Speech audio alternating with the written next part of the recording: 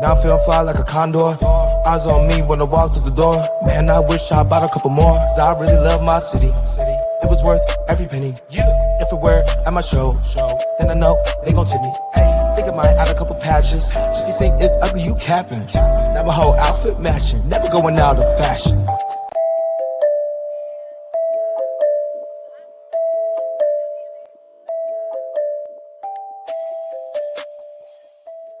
Welcome, everybody. Talking Friars podcast. I am Ben Fadden with Jon Schaeffer, San Diego Sports 760. He just got back from being in Dayton, which was the first time that San Diego State was in the first four.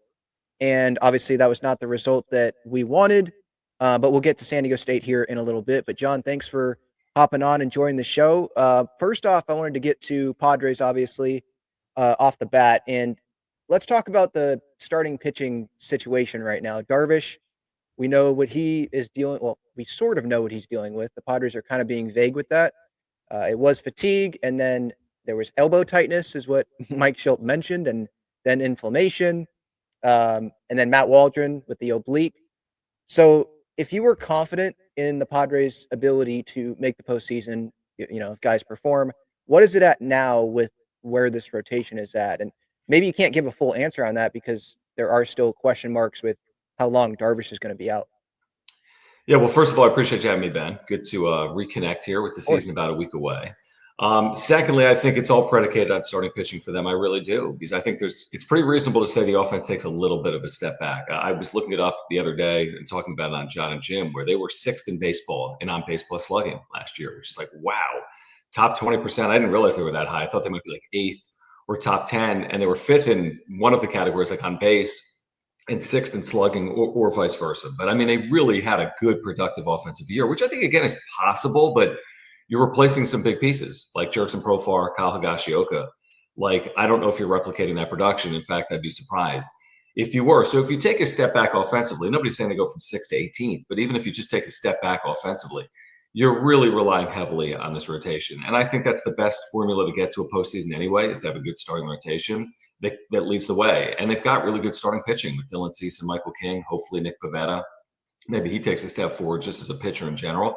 But you are relying heavily on Yu Darvish as well. And it's hard in baseball, obviously, to always stay healthy with your rotation. Some of that's outside of your control. But, I mean, I feel good if you told me those 4 pitchers make a lion's share of their starts in this upcoming season, and I wouldn't feel as good if they didn't. So a lot of it's going to be predicated on Yu Darvish and his availability. He doesn't have to be available day one, but you certainly wouldn't want to lose him for any significant period of time. So it's a concern. I'm not yet overly concerned, but I do think starting pitching will be the primary reason why they either get to the postseason or don't get to the postseason this year. Yeah, and how many games? I remember last year at the end of the regular season, there were a couple of days where like they didn't play their main guys because they were in. And that was with everything that went right with Higgy and with Profar. And how many starters? Like 8 starters that they used all year long? That just doesn't happen every year. And so that's where I'm a little bit concerned with Stephen Kolek. Man, let's hope that works. And then Randy Vasquez, okay, back end, he'll be a back end starter for you. Matt Waldron, when is he going to come back? Obliques can be a tricky thing. So, yeah, there's question marks there for sure. And with Preller, though, and every year, the farm system, this and that, he still finds a way to get what the club needs at some point. Will it be too late by the deadline? I mean, we'll see. And it seems like he wants to go into the season with this group that we have right now. Yeah, I mean, I'd be very surprised if he didn't, especially considering what's playing out here with Darvish. I mean, you're certainly not moving a starting pitcher before opening day or once the season starts. It just doesn't make any sense. It's counterintuitive. I don't care what the return looks like. I don't care if you, quote unquote, win the trade even 1, 3, or 5 years from now. I also don't think it's a good look from an organizational perspective with John Seidler assuming the chair as chairman, and then you make a move and get rid of someone like Michael King or Dylan Cease. I just don't think it makes any sense in the world. I think this is basically the group that they're going to try to win with. Now, could they add to it? You never put anything past Preller. I think they could absolutely add to it. Now, I think their system is thinner than it's been, maybe in the upper levels of the minor leagues, to make some type of impact move to start the year. I think you could probably do it come July, especially if you're in it. If you're in a situation like last year and you're playing good baseball and you think you got a shot in the National League, I mean, they really went all in. last year to their credit. Could they do that again? Yeah, maybe in July if they're 10 or 15 games over 500. But I think right now this is basically probably the team that we're looking at. There's always the possibility of some change, especially with Preller. But you're not shedding starting pitching, not with the situation playing out with you, Darvish, not with the hopes of getting to the postseason, not with the new chairman. I think this is you need this group together to have a shot to reach the postseason. Yeah, for sure. Now, moving on to John Seidler here, we'll get back to the team, but with John Seidler coming in, hasn't done a media scrum or anything like that. There was the one-on-one with Kevin Acee. Any initial thoughts of John Seidler right now? All we know is, what was pretty much in that article. I know your buddy over there, Jim, didn't seem to like that John, didn't want to do the beat LA, right out of the bat. What was that? 13 years ago. I'm fine with it now. Like if he's all in with the Padres now, that's what I care about. Yeah, you're right. I think we were both probably somewhat critical. I guess my message on this is, or my thoughts on this is, that the Padres are a business. He's a steward for the Padres. He won't control the Padres for forever. He's just holding a seat warm for their next chairman. Potentially, and I guess I just want to represent the organization well if I'm the chairman, right? I don't want to misspeak. And at the end of the day, maybe he does get credit for the transparency and honesty. But then again, are they transparent and honest with everything? That's not their job. Their job is to run a baseball team. And if they were transparent and open with everything, okay, I understand it. But are they telling us every inner working of their payroll and their TV deal and television distribution? And no, they're not, because that's not the business that they're in, even if we have questions about it. We so rarely hear from their ownership group. Since the passing of Peter, we've heard from one person one time. And that was Eric Etzenda last February. When he spoke to the media before spring training.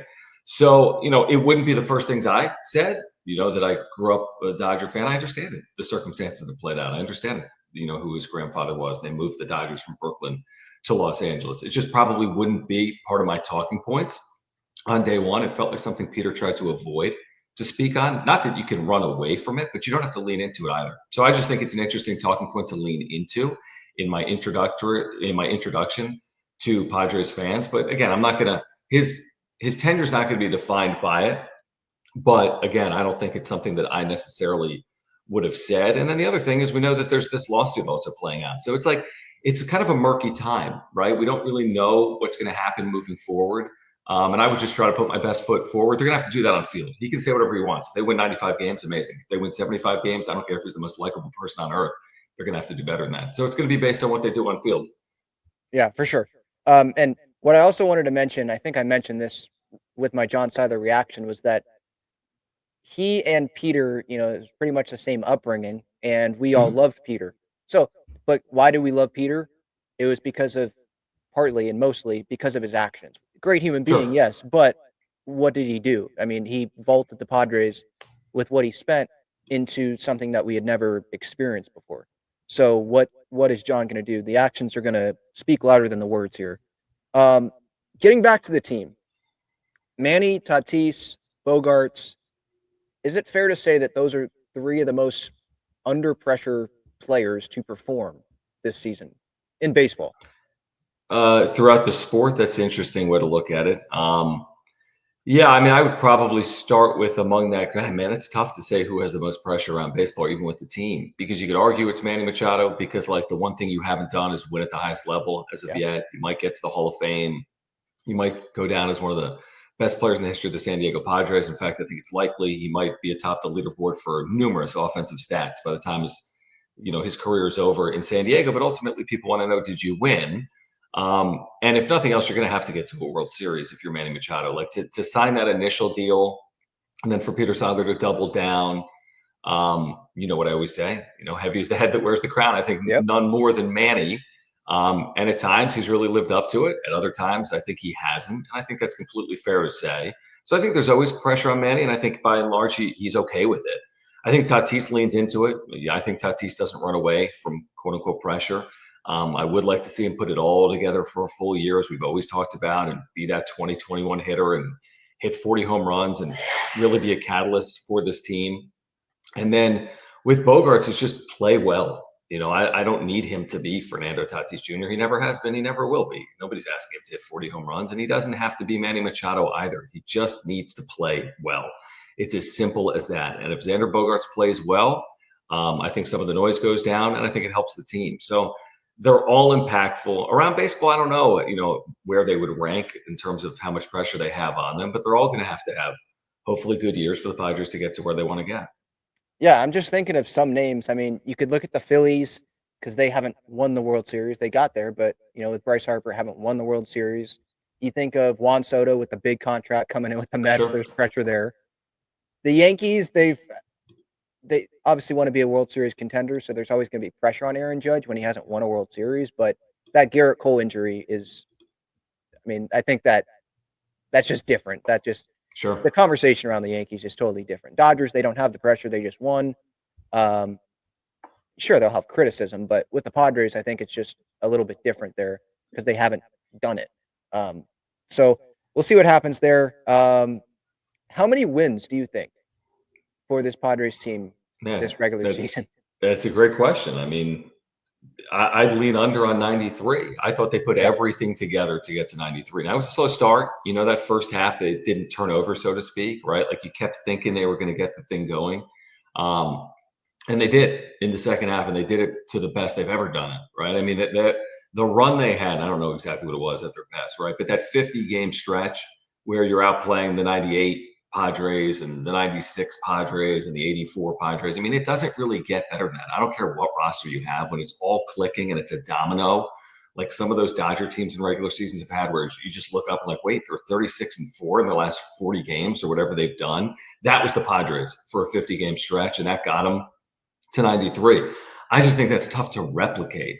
My mind leads me down a path where it's going to be harder to have something like that just play out, and you're gonna have to kind of grind your way into the 80s and then maybe towards 90s. So I mean, I'd sign up for high 80s because I think it gets them in to the postseason. So, and I think that's a good year considering everything we know and some of the losses.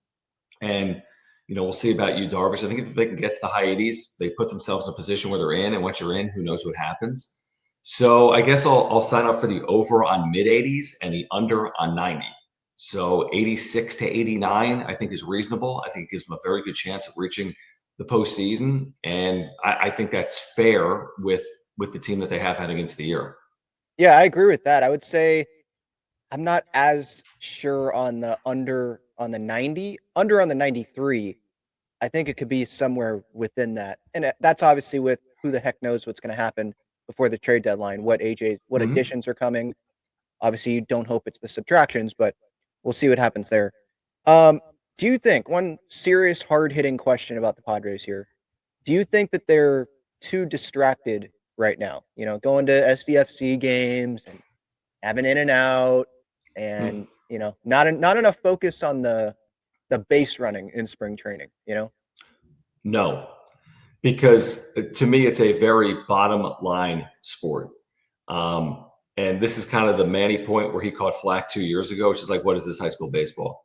Nothing matters other than what happens on field. They're all professionals. They've got a core that rivals most cores around the sport. Don't get me wrong. Is additional, pitching fielding practice valuable? Is additional cage work valuable? Is taking infield have value? Yeah, probably. At the end of the day, nobody cares. Like if Manny Machado is putting in the work but not hitting, nobody cares. And if he's not putting in the work, and it all comes together for him because his elbow is healthier than it was a year ago, that's all that's going to matter. So no, it's a bottom line business. It has to be done on field. I don't care what happens off field if they produce, and I don't care the opposite of that if they don't produce. So I'm not worried about anything other than what happens come March 27th. These results in spring training, we joke about them. None of it matters to me. What matters to me is March 27th and beyond. Yeah, anyone that thought I was being serious with that question, I'm not. Like, you guys, I kind of thought you were. No, I know John did. But those people that have that take, I think they just like stirring stuff up on social media and all that, and they just like to be opposite of what the regular opinion is. Yeah. To your point, where it looks bad, where it looks bad is if you're in season and struggling and doing things off field, where it looks like you're having this great time, but the team isn't playing well. I go back to a moment on Sunday Night Baseball where they showed the Padres in the dugout getting shut out in the ninth inning against the Dodgers on their way to getting swept on Sunday Night Baseball, and they were laughing. That's just a bad look because you're in the regular season. That has no impact on the way the team is playing. I don't like the optics of something like that. But when it's before the season, I don't care about any of the optics. I think in season, again, if you've lost 9 of 10, maybe you're not all hanging out at the SDFC game in that example, if you're in the middle of the regular season. But other than that, none of it really concerns me. Yeah. All right. Before getting to San Diego State, a reminder of the great sponsors of this show, Gaglione Bros, Famous Cheesesteaks and Garlic Fries. Their main location is on Friars Road. They're inside Snapdragon Stadium. The Wave home opener is this weekend, so they'll be there. Obviously, SDFC matches, and they're at Petco Park down the third baseline, so check them out. And then Breaking Tea, they've got Padres and Aztec shirts and sweatshirts. Links all in the description for these partners. Underdog, obviously, during the baseball season, they've got Padres in all Major League Baseball, higher, lower. Check them out. Talking Friars is the code for Underdog and SeatGeek. $20 off your first order with the code Talking Friars when you sign up with your email. All right, getting to San Diego State. I saw that you thought that San Diego State, considering the circumstances, exceeded expectations. So you think this season was a success for the Aztecs? Inarguable for me. I think it's one of Brian Dutcher's best coaching jobs. I really don't even think if you've watched the entire season play out, you can make a strong argument to counter it, because they lost Reese Waters 2 weeks before the regular season. And unlike Major League Baseball, you can't go out and go get starting pitching, right? If you lose your ace, you're without your ace all year long. I think, if you follow Mountain West basketball, if Colorado State loses their best player, Nick Clifford, to start the year, they're not in the tournament. If Boise State loses their best player, Tyson Degenhardt, a 4-year starter, they're not in the NCAA tournament. And the Aztecs got to the tournament without Reese Waters. They had the youngest roster in the tournament. They also lost arguably their best player by the end of the year in Magoon Guath, who was a force at both ends. Mountain West Defensive Player of the Year, Mountain West Freshman of the Year. He put together a 7 or 8 game stretch where he was the best player on their team. And then he went out with a hyperextended knee. So it wasn't a straight line, which I knew was going to be the case heading into the year. It's as young as they'd ever been, going all the way back to the early days with Steve Fisher. They had some of the oldest teams in America, like that 2023 team that made the national championship game with 5th and 6th year players. It's hard to replicate that type of production when you're playing 18 and 19-year-olds. And they knew that, I think, heading in. And to lose Reese Waters and then later lose Magoon Guath and to find a way to get to the NCAA tournament, to me, is an amazing accomplishment, especially out of a non-power league where the margins are super thin. And San Diego State, had good wins. Houston, Creighton, Colorado State, Boise State, Nevada. And then they had, they also had stretches where they didn't play their best basketball, like without Magoon Guath, where they finished the season 3-4, if you include the UNC game. Of course, nobody wants to go out in the manner in which they went out on Tuesday night. But I think if you put it in a vacuum and say this team was in the NCAA tournament without their only all-conference performer in the preseason in Reese Waters, that to me is a very impressive accomplishment. I'll stand by that firmly. And I do think it's Brian Dutcher and his staff's one of their best coaching jobs in the 8 years he's been here. I really do. Yeah, and those are great points. And is it fair, though, for those to think that, two things can be true? What you said, yeah, it's considering circumstances, impressive what this coaching staff did, what these players were able to do. But at the same time, they didn't have Reese Waters when they beat Houston. They didn't have Reese Waters when they beat Creighton. Magoon, sure, didn't play in a game, first game back, and it's March Madness. But they had some really good performances. And then big lead that they lose at Viejas. Was it Utah State, I think? Lost that game. The Boise State first round in the Mountain West Conference tournament. I know, no goon, but still. And then getting, whooped, as Nick Boyd was talking about post game. Is it fair to just be like, well, impressive considering the circumstances that they made it, but considering the standard we have at San Diego State now, and that's a credit to what San Diego State has built, that it's still disappointing for sure, the ending of this season? Well, nobody wants to lose their last game, regardless of circumstance, whether it's a 50-foot heave at the buzzer or to be trailing by, 40 points at one point against North Carolina and losing by 27. Nobody envisions losing, right, in the NCAA tournament. I didn't expect Tuesday to play out that way. Nobody did. I don't think the players did. I don't think Brian Dutcher did. But you have to remember, going back to November when they beat Houston and Creighton, is that the same thing applied then that applied later, which is their youth allowed them to have a high ceiling, but also allowed them to have maybe a lower than normal floor.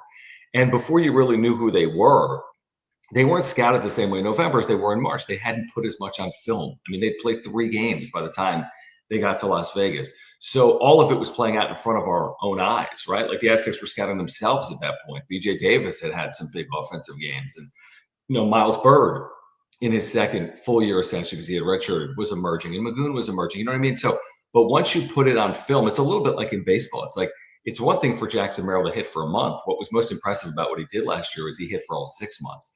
Because as the league adjusted to him, he was able to adjust back. But I think that from a scouting perspective, things were changing over the course of a year.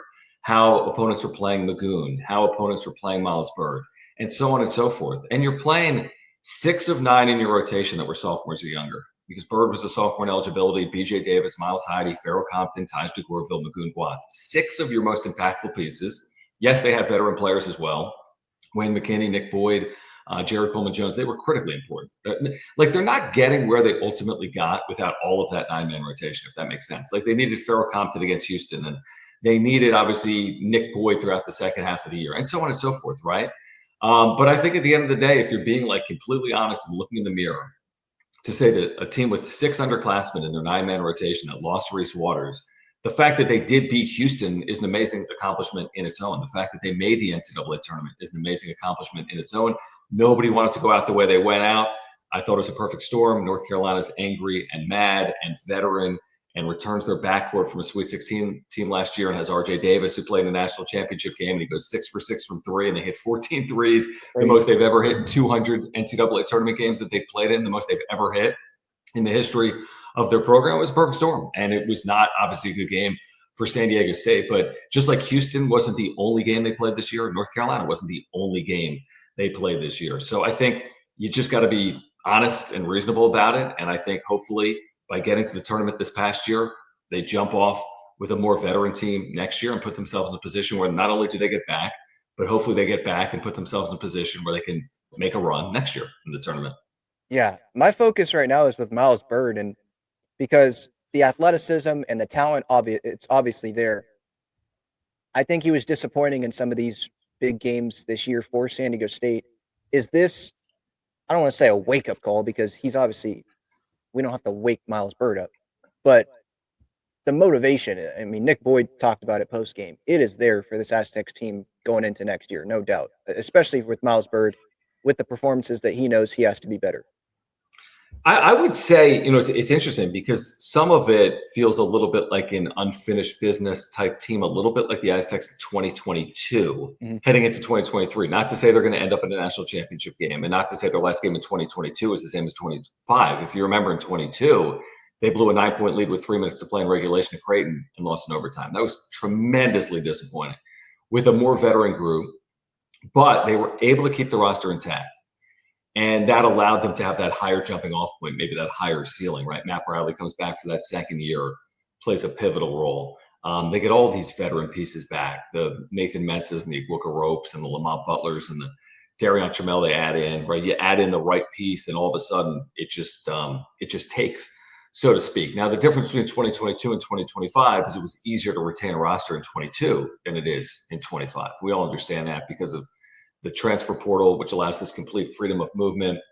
You have to have dollars, right? That's a part of the equation. You have to assume you're not keeping everyone because nobody keeps everyone. I mean, if you're Kentucky, they go to the NBA. If you're elsewhere, they enter the portal, right? So there's just a lot of change. But if you can keep enough and if you can add to it, I think there's an element of like unfinished business that really focuses and recenters this team heading into 2025, 26. So that's how I look at it today, 48 hours after the season. I mean, the portal is going to open up. Players might, test NBA waters, see if they can get, to the NBA or have other professional opportunities. They might enter the transfer portal, of course. I mean, it happens everywhere. There were 2,000 players in the portal last year in Division I with 300-something teams. I mean, that's 5-6 players per team. So I think you'd be naive to think that everything stays the same. I think you'd also be naive to think that in this new world, San Diego State isn't able to compete or put themselves in a position like they did in 2023.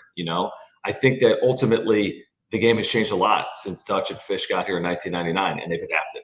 Every single time there's been a time you need to adapt, they've been able to do that. And they'll do it again as we ride through this brand new era with rev share and transfer portal and everything else that goes along with it. Yeah. Right now, I'm just thinking of opposing schools and big time schools in, Power Four conferences going into the transfer portal, whatever it looks like online, and just scrolling down or going Command F, go off. And is that popping up? When is that popping up? Who knows if it will pop up, but that's what we're still waiting on, right? I feel like that's the big one is we're waiting on when that could happen with Magoon. Transfer portal opens Monday, which is later than it was a year ago. Last year it opened before the tournament. Now the reason they pushed it back, and I do like it, I actually think it makes sense. By Monday, there's only 16 teams left in the tournament. You go from 68 to 16, just like that. So most teams are in their off season. Also, they narrowed down the window from 45 days to 30 days, which I like. So you'll have more clarity within a shorter period of time if you're a San Diego State or whomever else. But yes, we'd be foolish to think that Magoon Guat doesn't have options, whether it's professional opportunities that he's mentioned publicly he wants to pursue, or a chance to make money, obviously, via NIL. So will that present itself here at San Diego State? Now, you got to remember, the Aztecs played in that NIL tournament in Las Vegas, paid them over $1 million. They've raised a lot of money through the Mesa Foundation. You can always raise more. They'll never have the same amount as Kentucky or Kansas, but are they in a spot where they can retain a player like Magoon Guat? That's impossible to answer. That's a question only for Magoon. He's going to have to determine that. What are the motivations to stay? What are the motivations to go? Does San Diego State have enough from an NIL perspective to keep away teams that have an interest in him? It'll play out, and it truthfully shouldn't play out over that long of a period of time, with the portal, again, only being open for 30 days. I think we'll have a clarity on the roster, at some point, hopefully within the next month. A couple questions I had with that, with the Mesa Foundation, NIL, and then there's the player shop, right? So you can get a Miles Bird sweatshirt and the money goes to him. Sure. And with the Mesa Foundation, you donate the money. Does it go to a specific player? You can request to go to a specific player, or is it evenly to each player? Do you know that? It goes to either men's or women's basketball. You can make the request, whether it's going to San Diego State's men's program or their women's program. And from there, it's going directly to student athletes and no one else. So it goes directly to their student athletes. How it is determined which student athlete is earning what is above my pay grade. I'm not certain of it, but if you say, hey, here's $100, I want to go to men's basketball, it's going right to men's basketball student athletes. If you have $100 for women's basketball, it's going right to women's. But it's a big piece of the puzzle, Ben. I'm telling you, I've said it to Aztec fans before. I think Aztec fans have been really good with it. I mean, they've raised a lot of money in a short period of time from where it started to where they are. I mean, I think they're very competitive in the space. But again, it's hard to be competitive in the space when you have Kentucky and Kansas and Michigan, in Division I as well. But I think considering the circumstances and how new it is, the Aztecs have had such a loyal fan base and they've had this high level of success under Brian Dutcher. I think people understand how important it is. And because of that, they've used resources to help keep this team intact. And it's as simple as that. I mean, it's not all dollars and cents, because I think there's players that come here for less or leave for other opportunities. But money is a part of the equation now. And it obviously wasn't just a few years ago. But I mean, to be realistic with it, it's obviously part of it right now. And it plays a critical role. Yeah, if you have a passion for Aztecs basketball and you're disappointed by what happened here this year, but you know that we have the core here, we have players here, the talent is here, I would recommend you going to Mesa and making, it doesn't matter what the contribution is. It could be $100, $20. It could be, exactly. It's going to add up if we can all contribute to that. I know I am, and so I hope that other people will join as well. Last one here, or last couple, they're kind of the same. Uncle Teddy, obviously retiring. Sucks that was his last broadcast, but at least it wasn't the Mountain West tournament. At least it was the NCAA tournament that was. But do you have any favorite Ted Leitner memory? Maybe it's on the road. You had access to him off the air that not all fans did. So I was just wondering any of that for you. And then your feelings knowing that you're the Aztecs voice for Aztecs football and basketball going forward. Well, I definitely have a favorite memory. And the crazy thing is, first of all, that Ted did 30 years of Aztec men's basketball, and I actually did 8 of those with him. Because I've done 8 seasons of football and basketball pre, half, and post, and that's kind of gone crazy. By in the snap of a finger since 2017. But I mean, there's nothing better than the Final Four in Houston. I mean, I'm to his left, And you're watching this thing play out against FAU, this whole game, high drama. Aztecs trailed for a lot of this game. I think they were down by 14 at one point in this game. It did not look good. And they're chipping away, and it's all with defense, right? FAU can't score, and San Diego State's getting stops, and they're getting some timely buckets. They're still not in a great spot heading into that Lamont situation. I mean, they're trailing. They need a stop and a score in the waning seconds. And, I mean, I don't know how Ted's keeping it together. Like, that's the thing with play-by-play that people don't understand. Sometimes you're just kind of like the fandom in you. You want to come out, but you got a job to do, right? Like, you're calling the game. So I don't even know what my heart's beating like, right? But I'm just kind of watching it. I'm not calling the game, and Ted is. And to watch that whole final play develop from the Aguacarope getting a piece of it and Mensah blocking it and the outlet to Butler, and then the Butler play plays out right in front of me and Ted because we are extended free throw line behind him. So when he puts up the shot, we see his back. We see Butler on the jersey. And we couldn't be more, Ben, I kid you not, Ben. I mean, we're below the court because the Final Four, it's a raised court. We're first row below the court. But all that stands between me and Lamont Butler and Ted and Lamont Butler is the floor. So wherever he shot it from, which was on the right side of the floor, closer to us, what are we, 20 feet away? Less? I don't even know. 15 feet, whatever the distance is nothing. And he puts that shot up. And I thought Ted nailed the call. And he's since called it the highlight of his career, which includes 84 and 98 and Game 6 against the Braves. He has since called it the moment of his career. And to be there with him for that is incredible. I mean, I have never shared the video I have. I'll have to show you one time. There's a video I have that someone took of me. I think it was John Fanta, who took of me because he was videotaping the play. And I just like jumped up and like fell down because I like didn't want to like block people's view or something. This is hilarious video. It would be a meme. I look like the biggest idiot in the world. My reaction to it. And it was unbelievable. It's still surreal to think back on that. And then the next, Monday night against the University of Connecticut, as good of a game as that was. But I mean, Ted's been great to me. I've really enjoyed having an opportunity to work with him. And, I enjoyed obviously doing football this past year. I'm looking forward to all the opportunities that present themselves moving forward. But there's nobody like Ted. I certainly will never be anything like Ted Leitner. All I can do is be myself. And Ted's going to be sorely missed in San Diego. I thought he had a really good segment. If it's not online, we need to put it online. His final segment after the Tuesday night first four game, he came back from break and did, I don't know how long the segment was, but another 8, 10, 12 minutes where he's just thanking and talking about people. He had an amazing line that said, I didn't go to San Diego State, but I hope I'm remembered as an Aztec for life.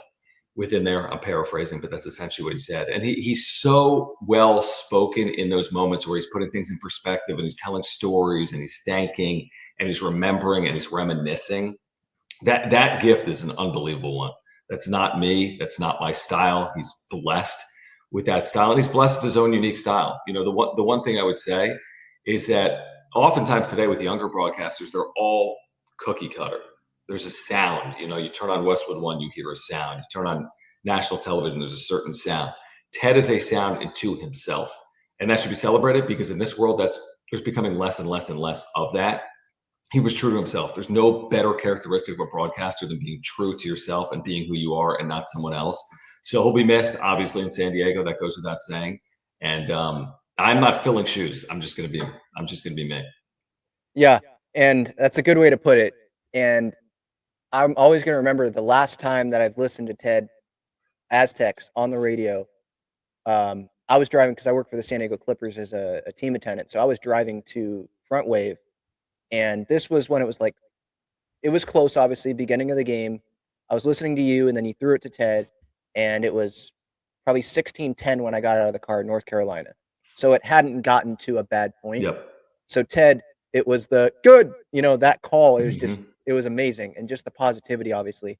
And you're right. He was special, not just one of those regular, play-by-play voices, but he did let the fan. You could totally tell that he let the fan out sometimes, and that was amazing. I love that. Some people didn't love it, but when it's a Aztecs radio call, I love hearing that and how he'd get frustrated with officials. Or there was that call where I think it was in Vegas where the security guard wanted him to move his suitcase or something.